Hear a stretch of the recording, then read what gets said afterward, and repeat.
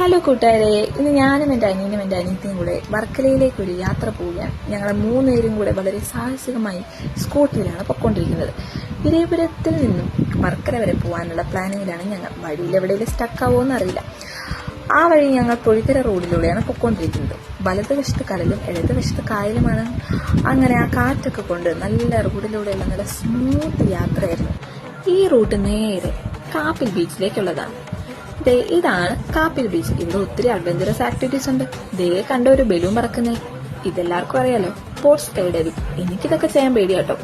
അങ്ങനെ ഈ വ്യൂ ഒക്കെ കണ്ടതിന് ശേഷം അവസാനം ഞങ്ങൾ വർക്കല ക്ലിഫിലെത്തി. ഇവർ രണ്ടുമാണ് എന്റെ കൂടെ വന്ന വേതാളങ്ങൾ. ഈ മലയുടെ മണ്ടയിൽ ഒത്തിരി റിസോർട്ടും ഹോട്ടൽസ് ഒക്കെ ഉണ്ട്.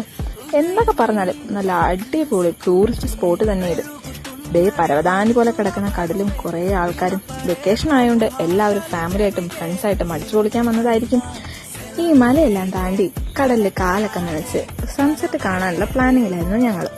അപ്പൊ ഇന്നത്തെ വീഡിയോ ഇത്രയേ ഉള്ളൂ. ഇഷ്ടപ്പെട്ട എല്ലാവരും ലൈക്ക് ചെയ്യണേ. ഇതെന്റെ ആദ്യത്തെ വീഡിയോ ആണ്. അപ്പോൾ താങ്ക് യു. Bye bye.